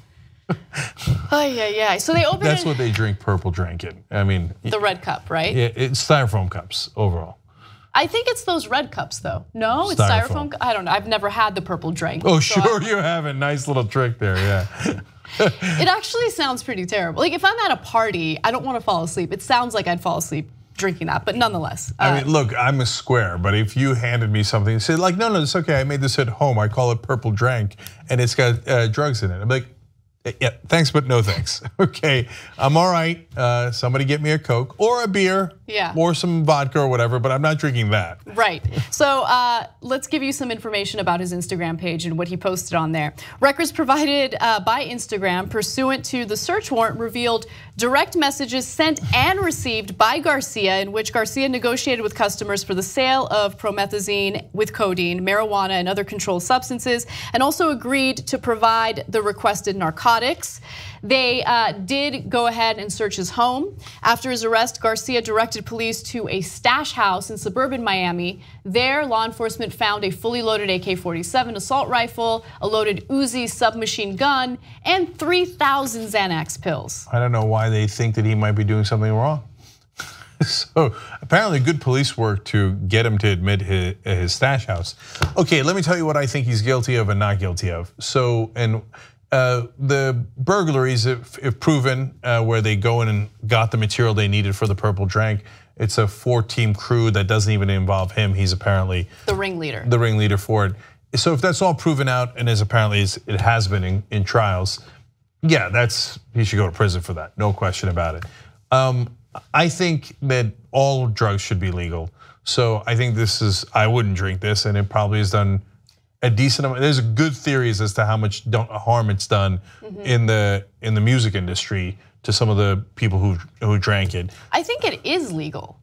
I don't think this is an illegal substance. Well, but they're charging him with, selling it. If it's perfectly legal, then he's allowed to sell it. Well, they're not necessarily they didn't necessarily charge him for selling it. They charged him for stealing the material and then reselling it. So look, I think in terms of drugs, the more legal we make all the drugs, the safer they're going to be, right? So if there's a legal way to do purple drank and it doesn't kill people or really harm them, okay, right? And even if it really harms them, that's their call to make. But if it's tightly regulated, it's still better than some schmuck in Miami who's like, I got styrofoam cups for everybody, right? So even if it's super dangerous, we're better off regulating it than letting hosers in Miami sell it left and right. So I don't know that he should go to jail for anything other than the burglaries. You're saying that's the case anyway, so. All right, I guess mission accomplished. Yeah, no, based on what I've read about him and what I know about him, he should be in prison. You can't, first of all, he had a bunch of illegal weapons. It's not just one thing. It's not like, oh, this guy just had, an inventory of cough syrup and whatever, Jolly Ranchers, and he made this drink and handed it out at parties. That's not what he did. That's only a tiny part of what he did. It was, being the ringleader of these burglaries, having all of these illegal weapons that he wasn't supposed to have possession of, all of these other prescription drugs that he wasn't supposed to have possession of. Those are the things that he did that eventually led to him getting charged and convicted. Yeah, so there's a general charge that he got convicted on called drug trafficking, but it might be for the things that you could legally have, but that he couldn't legally have because he didn't have a prescription for it. So, but the bottom line is, let's legalize everything so that it's way safer. Don't trust a random dude in Miami to give you a purple drink, okay? And if you're gonna commit a crime, don't admit to it on Instagram. Don't brag about it on Instagram. Not only was the stuff that with the pictures and the bragging, but the illegal orders that he would fill, he would DM on Instagram, which was a treasure trove of confessions for the authorities. Exactly. So on the other hand, if you're gonna be a criminal, do all of this the favor of being as dumb as Harrison Garcia. Exactly. All right, real quick story before we end the hour. Donald Trump says that he wants to build a wall in order to prevent criminals and drug traffickers from bringing drugs across the border. But an interesting new trend is emerging. With drone technology improving, more and more drug traffickers are actually using drones in order to get drugs past the border. Now, police recently busted a 25-year-old American citizen, George Edwin Rivera, about 2,000 yards from the border after spotting his drone in flight. Authorities recovered the drone as well as a huge stash of drugs, 13 pounds of meth, which is worth a reported $46,000 on the streets. So here's a picture of the drone that he used. Its retail value is about $5,000, and it was created specifically to carry heavy material. So people in the film industry use this drone in order to, carry cameras and do aerial shots. And so it's interesting because not only has this happened at the border, apparently drug traffickers are now using these drones to drop drugs in prison yards. Just last week, a smaller hobby drone was used to drop off a package containing marijuana, a mobile phone, and a razor blade into a prison yard in Michigan. That was actually the third time it happened in the state. So yeah. So, well, there goes Donald Trump's idea of, well, we got to build a wall because otherwise, with a fence, that the guys who are throwing, drug dealers are throwing 60 pounds of marijuana over the fence and hitting people in the head. He claimed that. That's never happened. It's not documented, it's not true. It's another crazy Trump lie. So, but in this case, they don't have to throw the 60 pounds of marijuana over the wall anymore. You could just fly it in on a drone. And yes, sometimes they get caught, but oftentimes they don't get caught. So now the point of the wall. Legalize the drugs, legalize and regulate the drugs, please, for the love of God. A wall isn't gonna solve the drug problem, okay? Drug traffickers are gonna find a way to get the drugs across the border if there's demand for it. Just legalize or decriminalize it, regulate it, and take the power away from the cartels. Why is it so hard for people to understand that? No, Anna, I think if we go just one more year with the war on drugs, we'll turn it right around and we'll win, whatever winning is. People who are using meth need help, right? But if you legalize and regulate meth, here's what's not gonna happen. People who have no interest in meth using meth all of a sudden. Like, just legalize it, regulate it, get people the help they need, take the power away from the cartels. Let's move on with our lives, please. Yeah, it's not like if it's legal, I'm like, oh, all of a sudden I'd like to have all my teeth rot out, lose my mind and attack people randomly. Sure, I'll sign up for that. No, just make it a tiny bit safer. But so of course, the wall is also for immigrants coming in. But this whole idea that it was gonna win the war on drugs with the wall is so preposterous. As someone pointed out and Trump didn't have an answer for during the campaign, they're like, well, they could dig underneath. And he's like he never thought of that. And now they can also fly above it with the drones. We call it one drone. God knows how many there are, dozens or hundreds out there. So this has just begun.